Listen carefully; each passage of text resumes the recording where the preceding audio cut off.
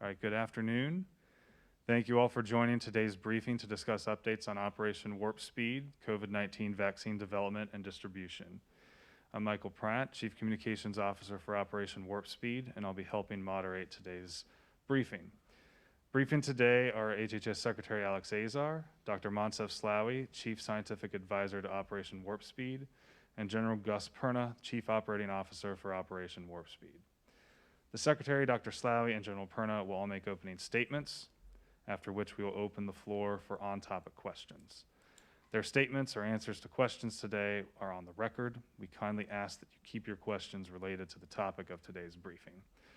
And when asking a question, please do state your name and publication and keep your questions as short as possible so we can get to as many as we can in the time that we have. Off-topic questions or follow-ups can be sent to media@hhs.gov. All right, Mr. Secretary, we'll now turn it over to you for opening remarks. Great, thank you, Michael, and good morning, everyone. While we still face very challenging trends in the virus's spread in many parts of the country, thanks to the Operation Warp Speed rollout of vaccines, as General Perna has been saying, we're now on offense against the virus. The vaccines we are distributing are going to save lives. This week, we have allocated more doses of the Pfizer vaccine, approximately 2 million more doses, for states and other jurisdictions to order. On top of that, we've allocated 5.9 million doses of the Moderna vaccine. I look forward to receiving this vaccine myself in the coming days as part of our efforts to demonstrate to Americans that these vaccines are safe and incredibly effective at preventing COVID-19. This first wave of Moderna shipments will be sent to more than 3,500 sites, a greater number than the Pfizer vaccine was sent to, in part because the Moderna vaccine can be accommodated in more sites, including harder to reach and more rural places. As we move forward, states will continue to adjust where they want these doses shipped to meet their needs. As many of you know, this past weekend, the Advisory Committee on Immunization Practices, sponsored by the CDC, made more recommendations about future waves of vaccine allocation. Those recommendations are there for states and other public health jurisdictions to use. We believe that these jurisdictions and their leaders are in the best position to understand their specific needs and allocate vaccines in these early days to save the most lives possible. As General Perna has said, that's the only goal here: save lives. I also want to remind everyone that OWS is not just about vaccines, but also therapeutics. And more Americans need to know about the 2 authorized antibody therapies that OWS supported in development and manufacturing. These 2 products help prevent hospitalizations in those patients with the highest risk for severe disease. We have allocated over 400,000 treatment courses to all states and territories, with 250,000 plus courses delivered, and many states have told us that they still have a lot of product available.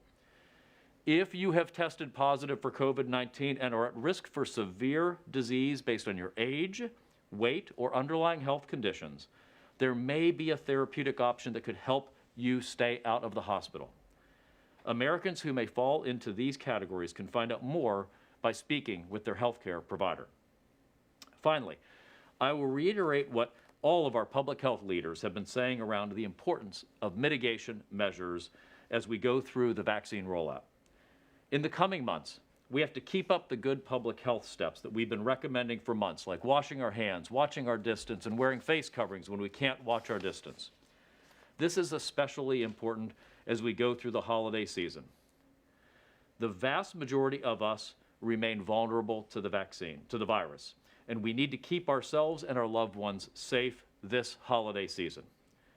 Thanks to the success of Operation Warp Speed, we've got such a bright future ahead of us. Let's all get there safely.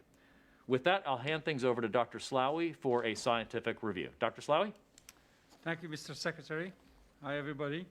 Just briefly, first, of course, this past week, the approval of the Moderna vaccine by the FDA after, I think, a rich discussion and review by the VRBPAC. As you could see, I hope you had a chance to attend parts or if not all of those conversations. Efficacy and safety were frankly overwhelmingly positive So was the vote, the positive vote. The only point of discussion that took place was in regard of what to do for the placebo recipients in the trial. Should they be kept on placebo? Should there be provided vaccine on the basis of priority populations, as various risk populations are offered vaccine in the general population, or should they all be offered vaccine? And really what's at stake is how much more information can be extracted from a placebo-controlled part of the trial versus a non-placebo controlled part of the trial. I'll be happy to address any questions you may have in that regard. There is also the start of a trial in adolescent population aged 12 to 18 to enhance the label and expand the use in the population.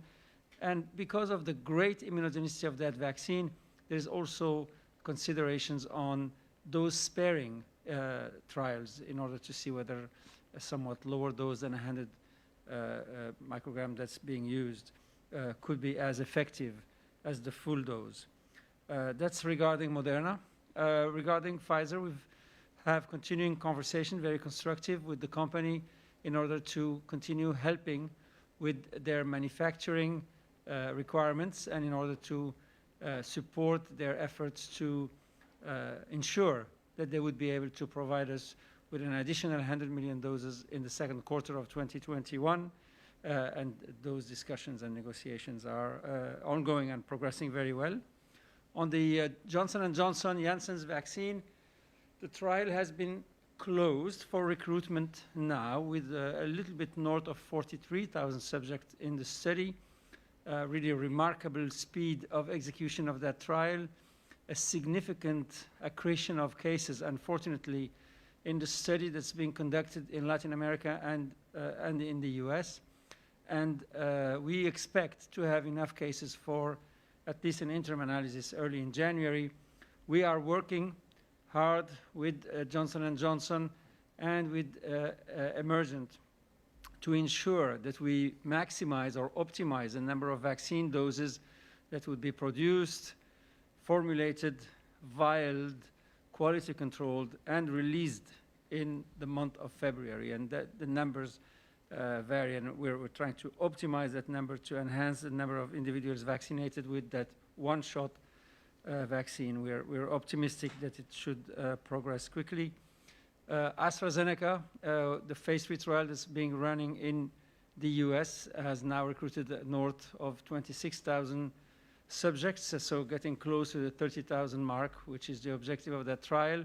You know also that there are trials, phase 3 trials running in the UK and Brazil, and we are expecting a further analysis of those trials in the near future, hopefully shedding more light on the performance of that vaccine specifically.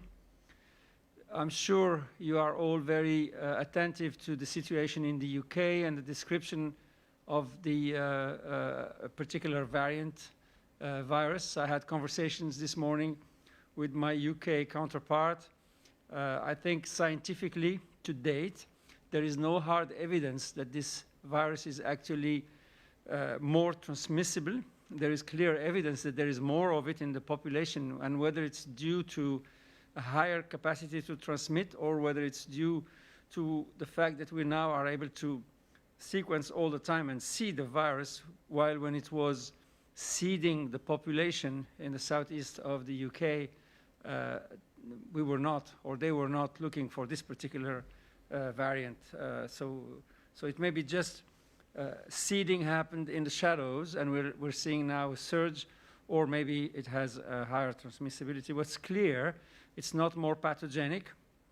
And what's also ongoing is studies both in the UK and here at the NIH, where we're trying to isolate a virus that's a particular setup that allows for rapid neutralization of the virus to assess that indeed serum and antibodies raised by the vaccines are able to neutralize this virus, which is very likely the expected outcome, and also whether some of the monoclonal antibodies that Mr. Secretary just spoke about as 2 approved medicines here in the US are still effective against this variant.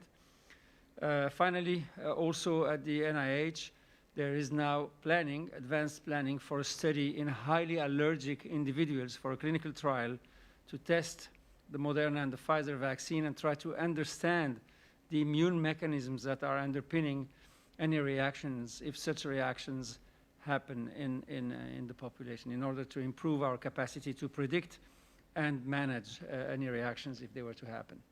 Broadly, that's the update. Thank you very much, and I'll pass on to my co-leader, General Perna. Dr. Slawi, thanks, and Mr. Secretary, thank you as always. So, team, last week we had a strong week, finishing the distribution of 2.9 million out of Pfizer, and this week we're heading into a big week at 7.9 million total Moderna and Pfizer vaccines being distributed. As the Secretary highlighted, for Moderna, the 5.9 million that's going out to over 3,400 locations, and then the additional 2.1 million for Pfizer going out to another 1,000 locations. So over 4,000 locations will be receiving vaccines between today and tomorrow. And then we continue to order on a repetitive basis. So I see vaccines being delivered again on Thursday, Wednesday and Thursday. And if needed, and if required, and if asked for by the states, industry is ready to go and delivery on Christmas Day. Really to lean forward and make sure that everybody has access to the vaccine accordingly. We will begin to work a cadence, which I'll talk about in a minute with you, to illuminate the consistent delivery of vaccines on a repetitive basis to allow everybody to understand the confidence that vaccines will come when ordered. Before I do that, though, I'm never going to miss an opportunity to say thanks to industry for the Herculean work that they're doing.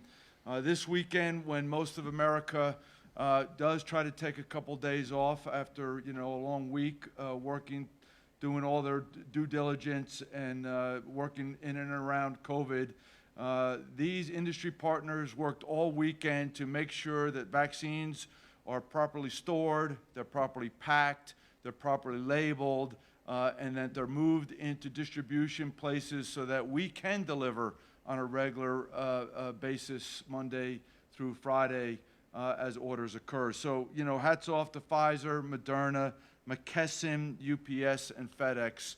Really just a remarkable job for all of them. We do still feel strongly that we will have allocated to the states by the end of the year 20 million doses of vaccine that'll be available. I'll allocate it, and then the states will order the vaccine as they need for their locations by numbers. And we feel confident that we'll be distributing the end part of that vaccine no later than the first week in January for everybody to have access to. The cadence that we've instituted now that the first push from Pfizer went out and the first push from Moderna going out today is what we want is a regular cadence of distribution. Allocations will go out every Tuesday. On Thursday, they will be, for microplanning to the state level, on Thursday they will be unlocked and releasable for ordering. And so anything ordered following the release will be delivered on Monday, Tuesday, Wednesday, Thursday, Friday of the next week. Really allows the states and the governors to execute their plans in a good, rhythmic, consistent basis to ensure that we get the right vaccine quantities to the right places so that it is most effectively used inside of the governor's strategies and plans. Really, really important aspect of our delivery process. So we continue to learn every day. We're getting better at what we are doing. Industry and OWS, CDC collaboration is very high. We talk several times a day, and we conclude with lessons learned as we go forward. Things like, exact addresses for labeling, very important for final deliveries. How to schedule, how to coordinate and schedule where they want deliveries to be. So not only is the vaccine been ordered, picked to that quantity, distributed in the time that they want, but everybody's ready to receive the vaccine so that it can be immediately accounted for and then begin shots, as we've seen, really miraculous effort. But we want to make sure, from the strategic to the operational to the tactical level, everybody is synced and nested. And we get stronger on that every day. The big lesson learned is we want to make sure that the states have good timing. They have great plans. They've worked hard on their plans. But now, as we allocate on a Tuesday, they really get to finalize their micro plans on Wednesday and Thursday, and then we release the doses to where they want to be. Really, really been effective as we work through this the last week. And then the last thing is the continued open communications at all level is just essential as we want to make sure we're doing the right, getting better every day. It's key to our success. And so I applaud the states and their teams for being alert and collaborating with us. I applaud the CDC for their effort in continually getting word out to everybody as we go through it. And then our ability to adapt to those lessons is just going to be crucial. We're by the end of next week, we'll be 11 million doses distributed to the American people, but we have a long way to go. And we want to be better and better and better every day, every week, every month to ensure the right vaccine gets to the right place at the right time. Mr. Secretary, that concludes my comments. Great. Thank you, General. Michael, would you want to open us up for questions, please? Yep, thank you all. Operator will now open it up for questions. And a friendly reminder that when asking a question, please state your name and publication and keep your question as short as possible so we can get to as many as we can in the time we have. Turn it over to the operator. As a reminder, in order to ask a question, please press star then one, unmute your phone, and record your name and media outlet clearly when prompted. The first question is from Dan Vergano from BuzzFeed. Your line is now open. Thanks very much, Dan Vergano at BuzzFeed News. I was wondering if you can say anything now that you have both vaccines going about when do you think things will be more or less normal in the U.S. again? This is a question we're getting from a lot of readers. Does that hinge on the J&J vaccine coming through or the AstraZeneca one, what you would say? But if you were to tell, your uncle, when will things be normal again, what are you telling them now? Well, I think it's important that we be measured in our approach here. We're going to be getting tens of millions of doses of vaccine out progressively, getting people vaccinated, this massive logistical undertaking. And as we've said, we believe late February into March, we could be seeing more general vaccination approaches, of course, subject to the decisions made by governors on prioritization. And of course, if we have Johnson & Johnson, Janssen, or AstraZeneca entering into play in the February timeframe, that only accelerates these timelines. And then in that second quarter of next year, enough vaccine to vaccinate every American who wants to be vaccinated. So at some point, of course, as our vaccination campaigns succeed, we get to levels of vaccine-induced herd immunity, and life starts looking more like normal. Foundational to this will be some of the studies and work that are underway regarding the ability of individuals who have been successfully vaccinated to continue to carry and transmit the virus or not. That's important data that we're working to generate as we speak. That'll help us with understanding what the behaviors are even after a large percent of the American population has been vaccinated that will be necessary. Thank you. Thank you. We'll go to next question. The next question is from Eben Brown, Fox News. Your line is now open. Thank you very much. My question follows that a little bit. Do you have a good timeline as to when people might be able to, talking about people who are not in any delineated risk groups here, that the general public would be able to maybe seek a vaccine for themselves?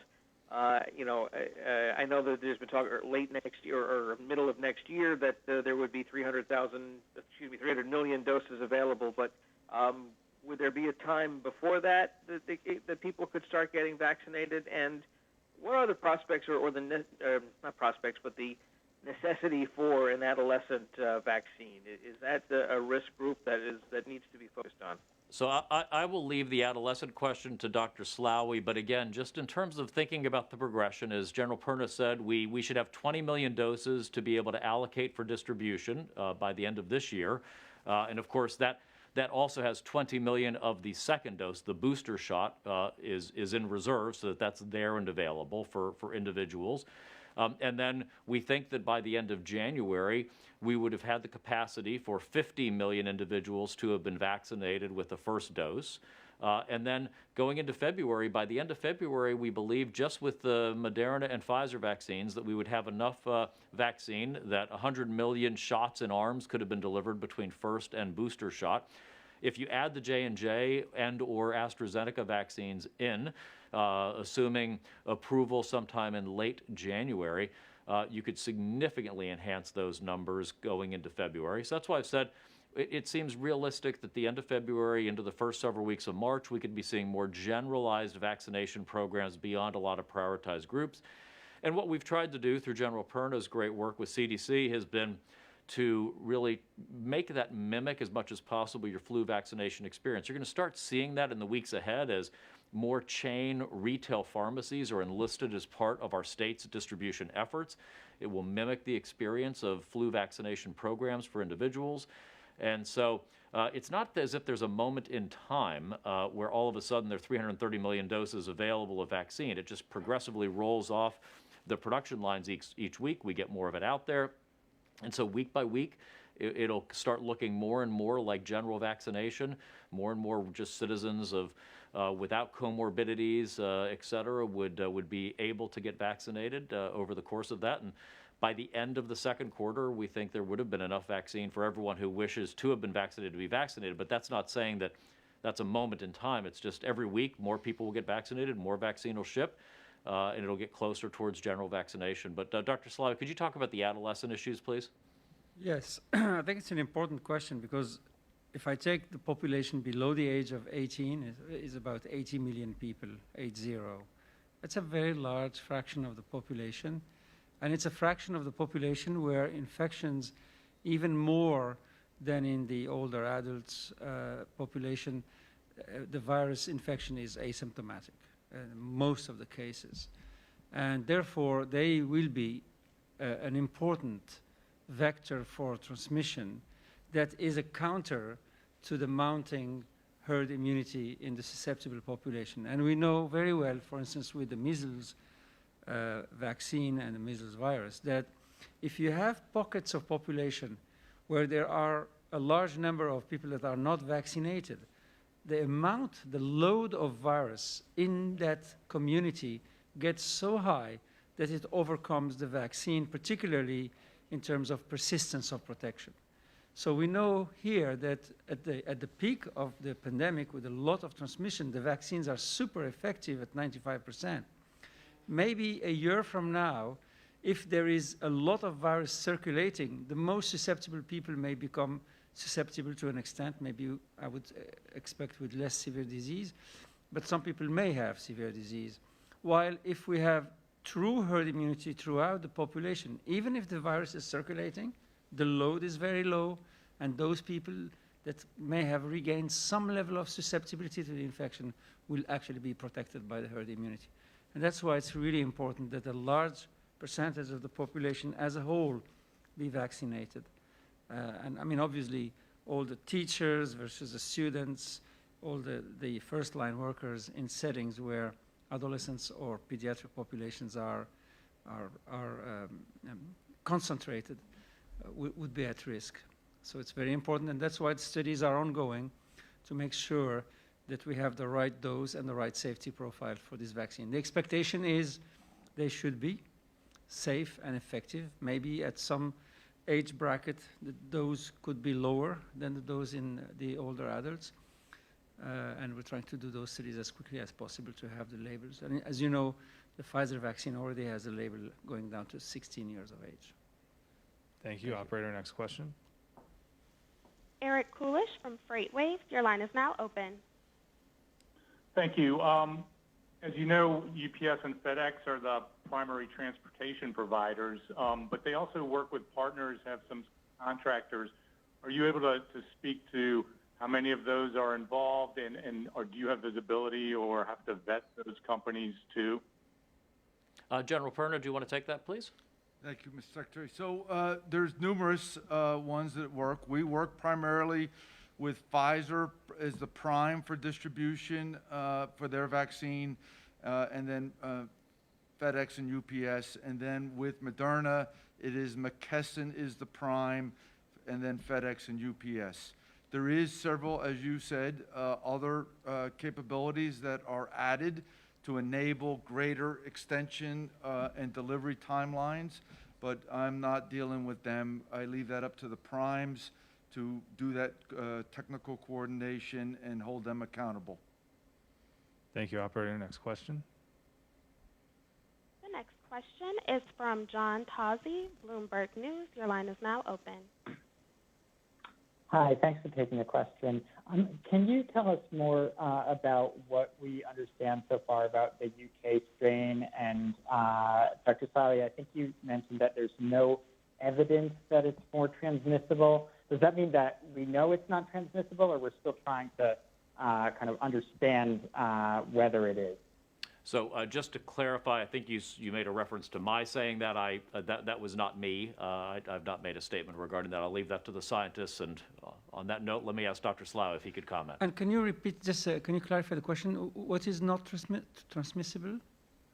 The variant? The strain in the UK, yes. Okay, sorry.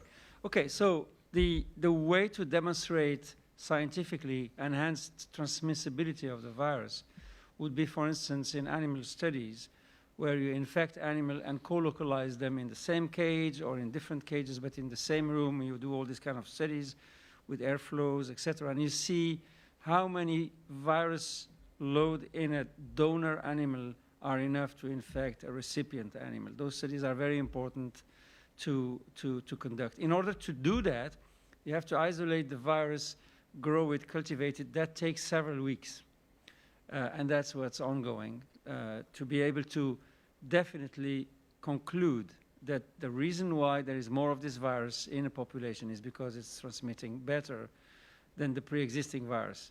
The alternative, that would be like, would say, a causal relationship. The alternative is that this virus was in the population here and now, and in that population, that particular variant, because there was no other virus around, has grown and is going up now, exactly like the virus before it has grown and is going up now. And that would be just a description of the fact. We need to understand one way or the other. I think the key point is that there is no evidence now. It's clear because there is a large number of people infected. There's no evidence that this virus is more pathogenic, creates more problem, more morbidity or mortality than the previous virus. Thank you. We'll go to the next question. The next question is from Sarah Murray from CNN. Your line is now open. Hi, thank you guys for doing the call. We appreciate it. I just wanted to know, given that the timeline seems to be shifting a little bit into the new year, do you guys have any estimate for how many doses will actually be administered to Americans by the end of the year? And when you talk about that February-March timeline of 100 million, is that 100 million of the first and second dose, or are there 100 million Americans who could have received their first dose by, February or March? Yeah, so as I said earlier, by the end of February, it would be 100 million, certainly first and second doses. So that means shots in arms. That's been a phrase that some have used publicly, is just how many shots in arms. That would be first and booster.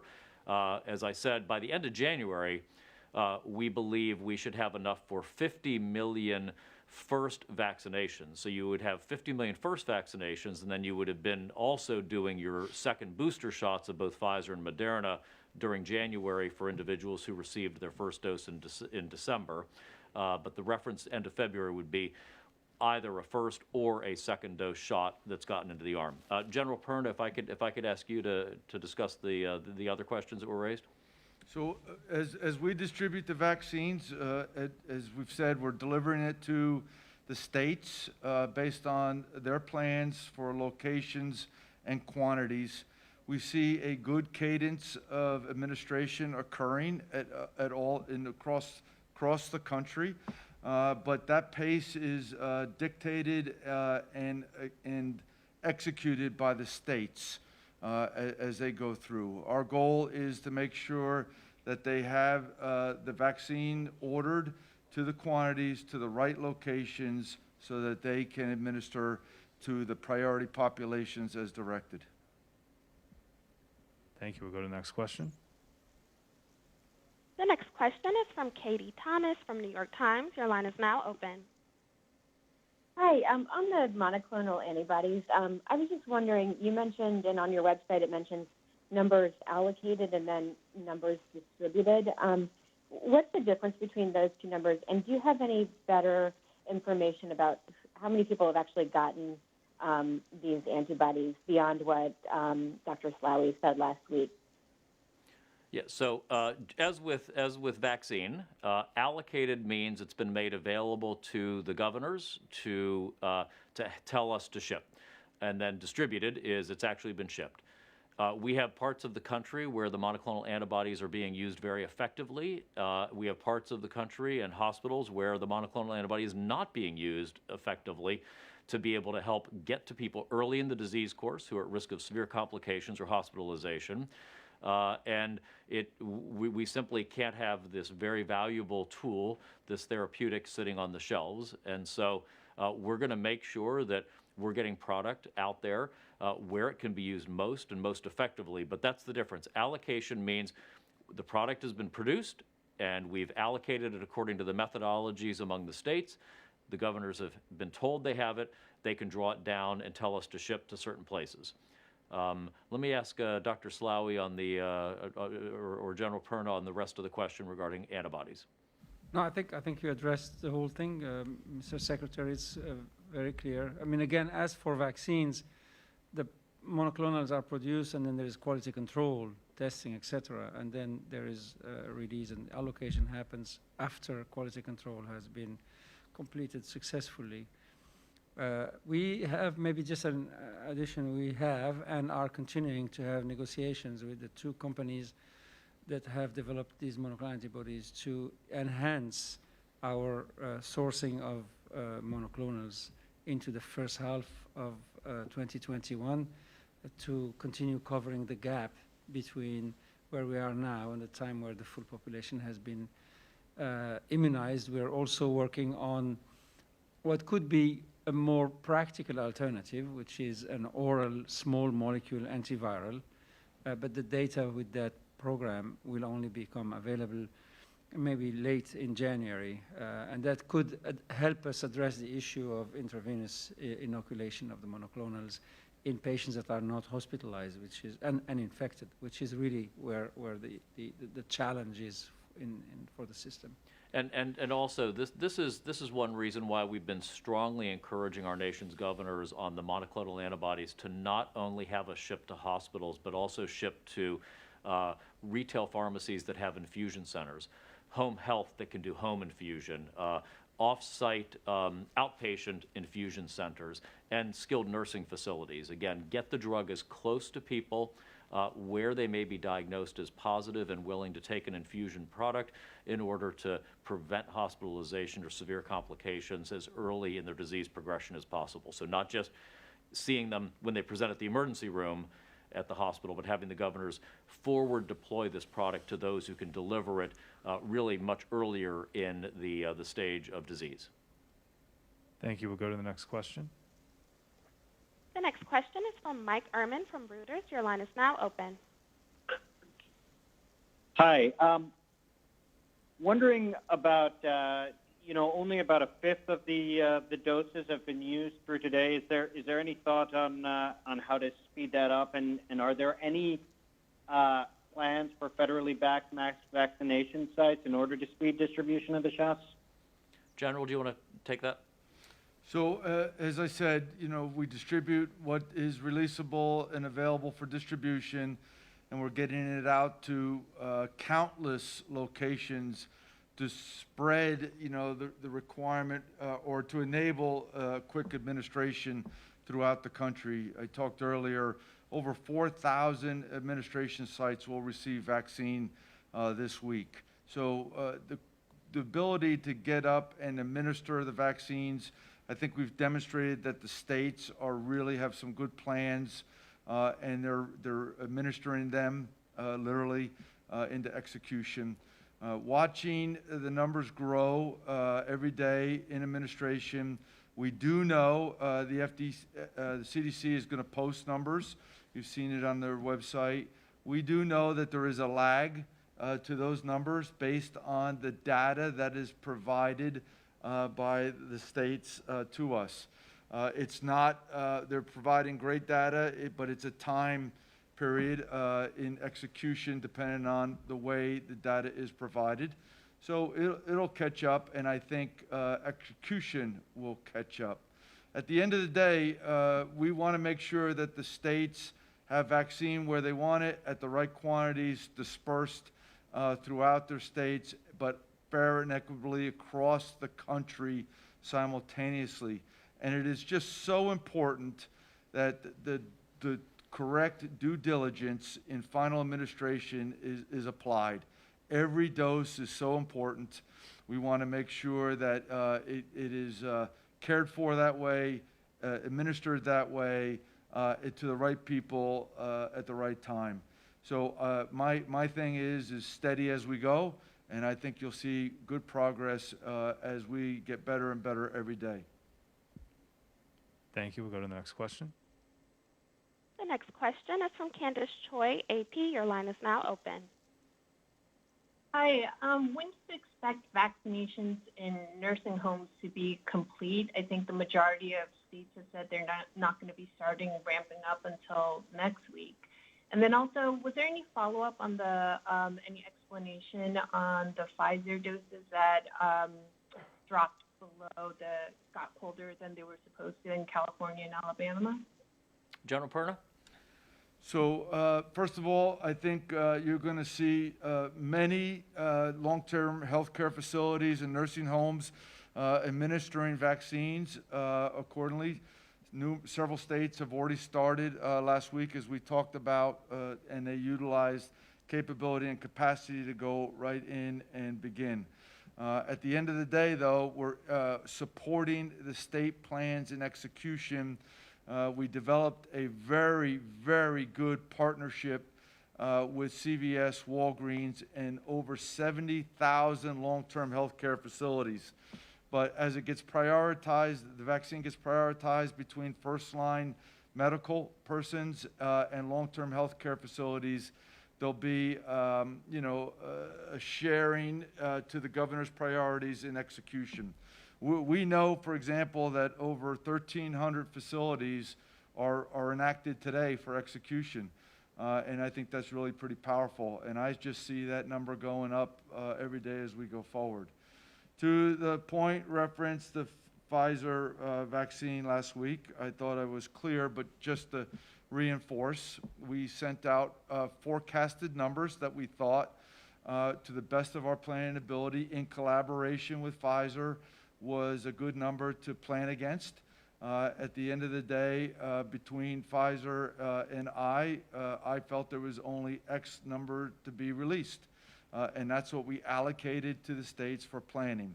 So the forecast number was one, the actual allocation was another. Here's, at the end of the day, it was fair and equitable distribution across the whole country.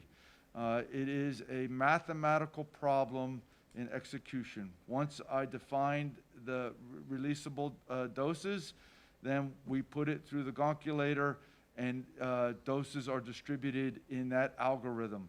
Everybody is receiving fair and equitable distribution of the vaccine. Hey, General, I think on Pfizer, if I heard correctly, she might have also been asking about the two temperature excursions that were reported last week, the one in California and the one in Alabama, if we've learned anything more about those. Yeah, I apologize, Mr. Secretary. I was probably pre-hearing a question, so sorry. No, what we've heard is that Pfizer has checked it, and the vaccine, those four were, they've arrived at colder temperature than -80, so they arrived at -92. We're still working through how that occurred, but we do know that the vaccine was approved for safe use by everybody. Thank you. Operator, we'll go to the next question. The next question is from Tom Howe, Washington Times. Your line is now open. Hi. Is there any reason to believe this variant in the UK will have implications for the efficacy of the available vaccines? I'm just wondering if the spike protein is stable enough that it doesn't matter scientifically, or if it might be a bit of a worry. Thanks. Dr. Slawi? Yeah, so I think the good thing with the vaccine is it induces an immune response against several epitopes that have been mapped around the spike protein in the three-dimensional structure of the spike protein. The chances that one set of mutations would alter all those epitopes, I think, are extremely low. And the good thing with this virus is that the neutralizing immune response seems to be directed against different areas around in the spike, rather than, for instance, in HIV, there's a little loop and all the business is done on that loop. So if you change it, you can escape significantly. So expectation scientifically is that this kind of variation are unlikely to escape fully the protective response by the vaccine. But remember, this is an RNA virus. RNA viruses are more prone to, in effect, mistakes in the way they duplicate themselves, and that's how those mutations happen and are selected. Whether someday, somewhere, a virus may turn out to escape the protective response induced by the vaccine is impossible to exclude. So we have to remain absolutely vigilant in sequencing the viruses around. For this particular one, we're running the experiment to be able to do it, but it takes a few weeks to engineer what's called a pseudovirus that has the spike from the COVID-19 and the rest from another virus, that we can cultivate it and then neutralize it with the antibodies made with the vaccine, against the vaccine, and test. But my expectation is this will not be a problem. Thank you. Operator, we have time for 3 more questions. The next question is from Karen Weinchow, USA Today. Your line is now open. Hi, thanks so much for doing this. I was wondering if you could talk a little bit more about monoclonal antibodies. And we're hearing that the Infectious Disease Society of America and NIH have both not recommended monoclonals for use in at-risk people. And just trying to understand the efficacy. I know you say they're wonderful, but the data doesn't. I'm just trying to understand the data and how that supports. Yeah, and I'll ask Dr. Slaw if he could also clarify, because unfortunately the NIH guidelines are sort of standard of care treatment guidelines.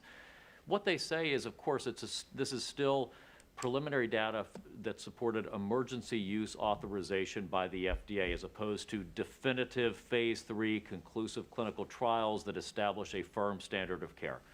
These monoclonal antibodies, however, are approved by the FDA under emergency use authorization for the treatment of anyone who is at risk of hospitalization from COVID.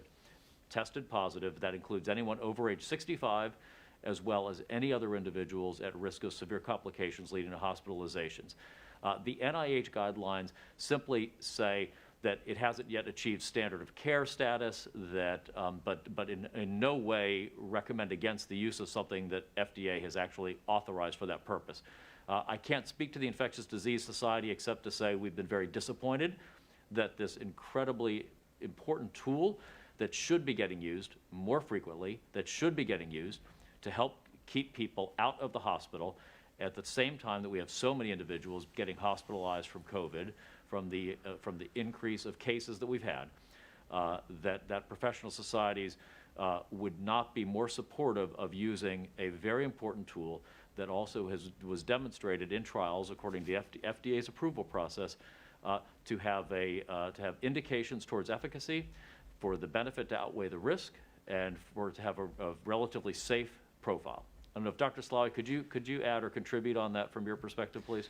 Yes, I think it's the issue of the strictness of total completion of an efficacy trial and the concept of emergency use authorization, which is you're going to save people's life on the basis that you have 99% or 98% certainty what you have is effectively an effective treatment. And the 2 monoclonals that are approved both had observations in their trials that ask a question and that needs to be addressed, and it's being addressed. I think the confusion is coming from that, which is while that question is being addressed, I do believe, as Mr. Secretary said, these 2 monoclonal antibodies can be life-saving and prevent hospitalization in subjects that are at high risk of hospitalization and high morbidity from the virus. What are these issues?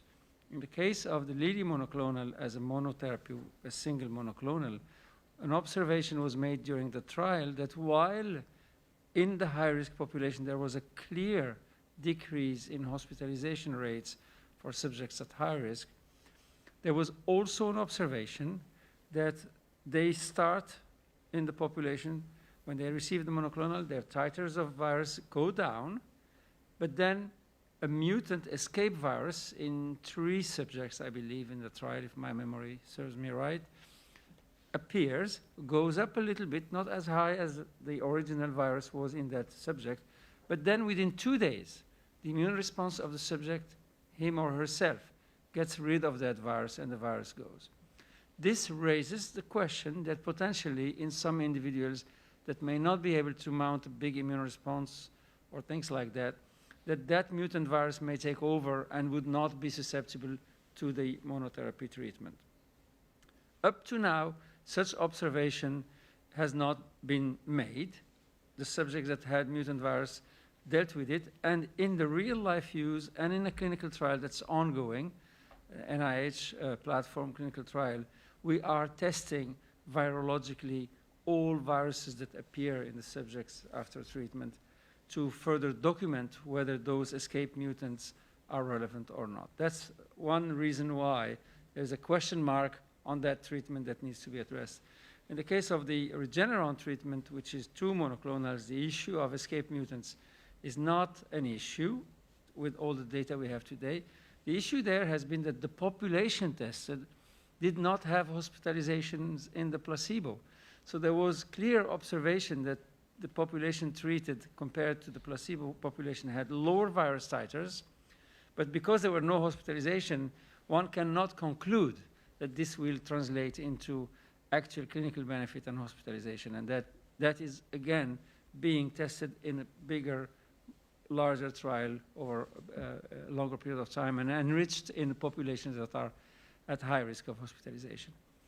And I think this is what people need to understand. First, these monoclonals are safe, and secondly, they are effective at either eliminating the virus and giving time to the patient's own immune response to eliminate whatever else come up if it comes up, on the one hand, and on the other hand, are very good at eliminating the virus, decreasing the virus load, which is very likely expected to translate into a clinical benefit, but that clinical benefit has to be demonstrated. I hope this clarifies. Thank you. Thank you. Operator, 2 more questions. The next question is from Marissa Fernandez from Axios. Your line is now open. Hi, thanks for taking my question.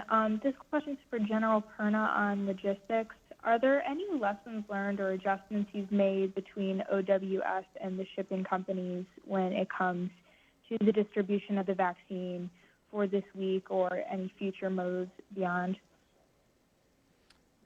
Yes. So I wouldn't say lessons learned, but as I talked about some lessons learned earlier, but the cadence and how we're going to allocate and then work through the ordering of and how we pick and pack and distribute it is getting stronger every day, quite frankly. You know, albeit we're only into this, day 9 or 10 from the initial effort.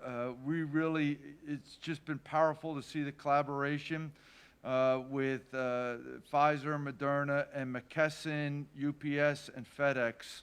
Really spectacular to watch the senior leaders of these organizations personally be involved in this effort. And so what I have a lot of confidence on after a short period of time is the quality control that's being executed by these companies to ensure that the vaccine arrives safely and completely and ready to administer when it gets to the final sites. Thank you. Operator, we have time for one last question.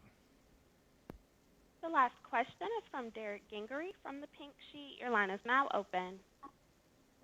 Hi, thanks for getting my question here at the last second. Dr. Slawi, you mentioned that when the J&J vaccine comes up that you want to try and get that in as many arms as possible. Can you talk about it at that point when it's available? Will you be adjusting distribution of the Moderna and Pfizer vaccines at that point, or has that been thought about yet? So if I understand your question, is about the J&J vaccine. Listen, all these vaccines are important and the doses are cumulative. So there will not be any interference of one vaccine versus the other. I think we will all the time, as General Perna does, maximize and optimize the number of doses that we can ship. We will make sure that there is no confusion and that, the vaccine that should be given as a one-shot vaccine is clearly identified as the Janssen's Johnson & Johnson vaccine, and the others are two-dose vaccines. So it should be literally a way to accelerate immunization in the population with no other form of interference whatsoever. Thank you, Dr. Slawi. That's all the time we have for questions today. Mr. Secretary, I don't know if you had any final words. Just thanks to all the members of the media for your continued attention. We'll continue to do these. We want to make sure we're answering your questions. You're very helpful in getting information out there regarding the vaccines, regarding the distribution process, so we'll be continuing that. But also, if you can help us with continuing to get the word out about those 3 Ws, wash your hands, watch your distance, wear your face coverings when you can't watch your distance, and especially as we're entering here into the holiday season and as we approach Christmas, please be reminding your listeners, your viewers, to be very mindful of indoor gatherings where they're going to let their guard down, where they're going to take their masks off, they're not going to maintain social distance. It's really critical. Again, we have these monoclonal antibodies, we have these vaccines, so many new tools. We want to make sure that everybody's here for this holiday season is going to be here for next holiday season when we'd expect it to be more the way we're all used to. So a bit of sacrifice now will pay back dividends for all of us in our mutual health and safety. Thank you. Thank you, Mr. Secretary. Again, you can please send any follow-up questions to our press office at media@hhs.gov, and I'll turn it over to the moderator to close out the call. Thank you all. This concludes today's conference. All participants may disconnect at this time.